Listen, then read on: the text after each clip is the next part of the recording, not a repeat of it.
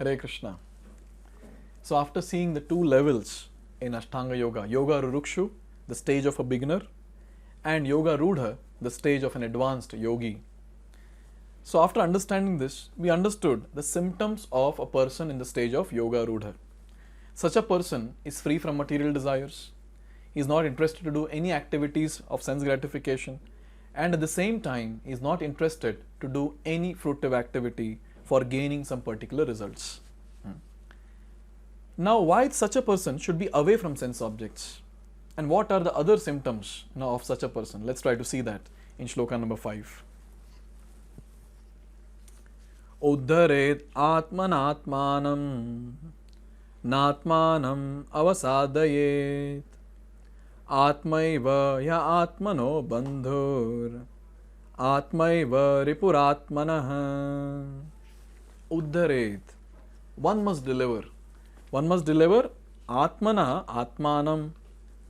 One must deliver oneself with the help of the mind, atmanam. And na atmanam avasadayet. One should not degrade oneself.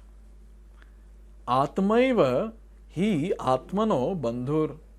The mind is actually a friend of conditioned soul. But then Atmaiva ripur atmanaha. It is also the enemy of the conditioned soul. So here, very nice thing is given, about the mind. And here, the mind is called as Atma. Now, Atma means soul. Why is the mind called Atma here? So in Bhagavad Gita, Krishna uses the word Atma for 3 different entities.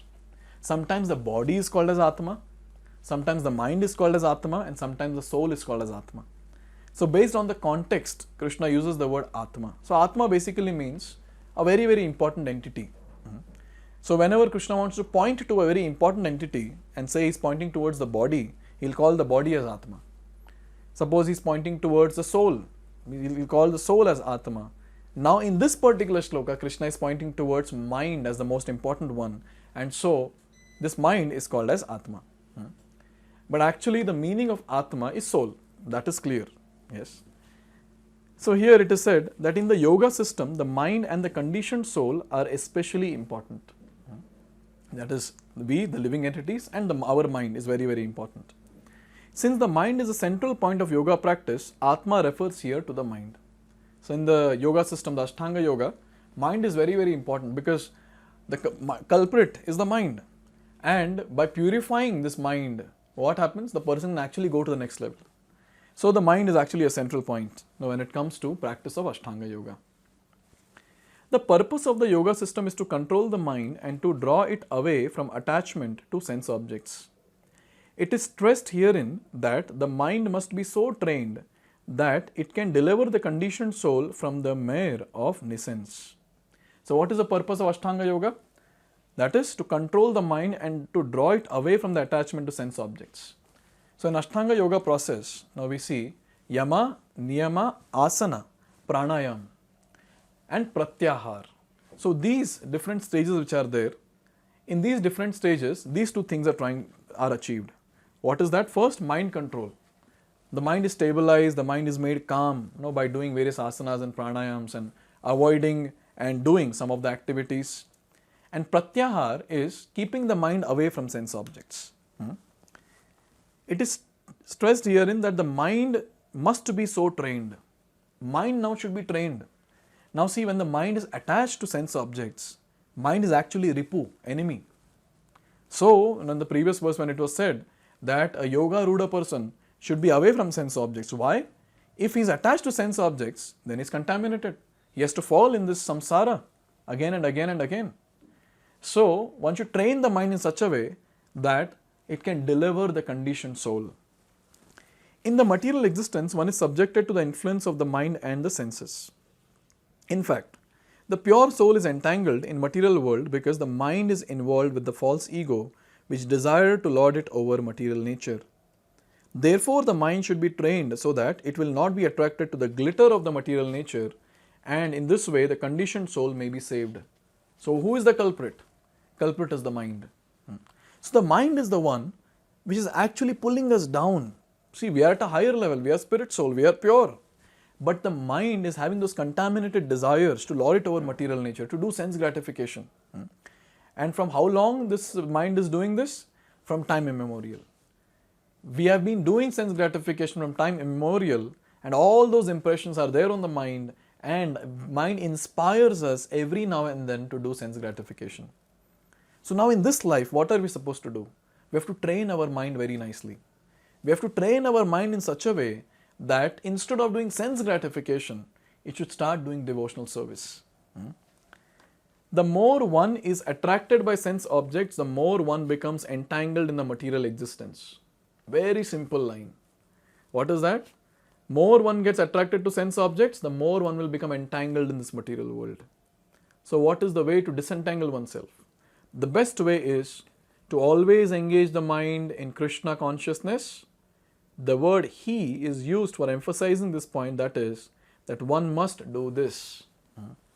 See, when we are doing mantra meditation, mantra, manastrayate iti mantra.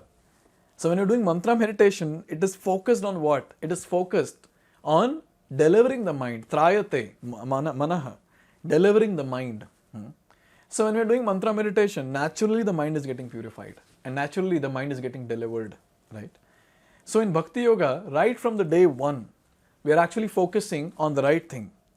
And with time, the mind gets so much purified that from a ripu, it becomes bandhu. From an enemy, it becomes a friend. So in this way, we see that the mind absorbed in sense objects is the cause of bondage. So our mind now, when it is contaminated, is actually the cause of bondage. But when the mind is detached from the sense objects and attached to Krishna, then it is the cause of liberation. Therefore, the mind which is always engaged in Krishna consciousness is the cause of supreme liberation. So as devotees, now we have to be very intelligent to make sure that our mind is engaged in service of Krishna. There are various angas of bhakti. So many angas are there. We have Shravanam, Kirtanam, Vishnu Smaranam, then Archanam, Pada Sevanam is there, and so many others are there, till Atma Nivedanam. So the initial few ones, that is Shravanam, hearing. So when we are hearing Katha, when we are hearing something about Krishna, we actually engage our mind, we get absorbed in hearing about the Lord and from the Lord. That is Leelas of the Lord, pastimes of the Lord, and teachings of the Lord, Shravanam. When we read Bhagavad Gita and Bhagavatam, what are we doing?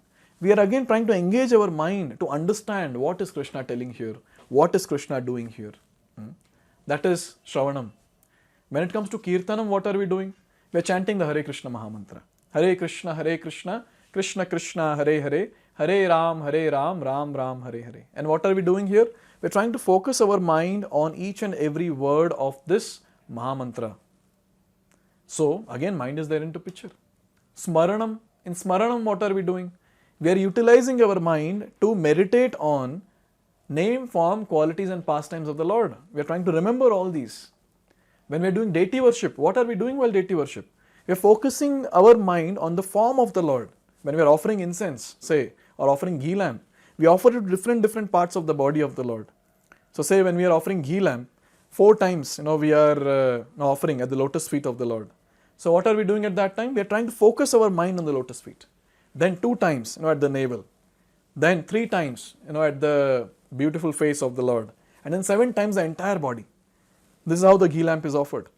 Now what are we doing in this? We are actually focusing on the beautiful form of the Lord. Who is focusing? The mind is actually getting focused. So in this way, each and every activity that we are doing, in Krishna consciousness is focused towards this, where the mind is getting engaged. So we should be very much intelligent to make sure that these activities are done with the mind in it, not that we do it in the auto mode. It has to be done with complete absorption of the mind, and then we will see that how easily we'll come to the Yoga Rudha stage, and these Ashtanga yogis are struggling so much to come to the stage of Yoga Rudha. Now Krishna continues the same theme of calling the mind as a friend and an enemy. So let's see the same thing in the next video. Hare Krishna.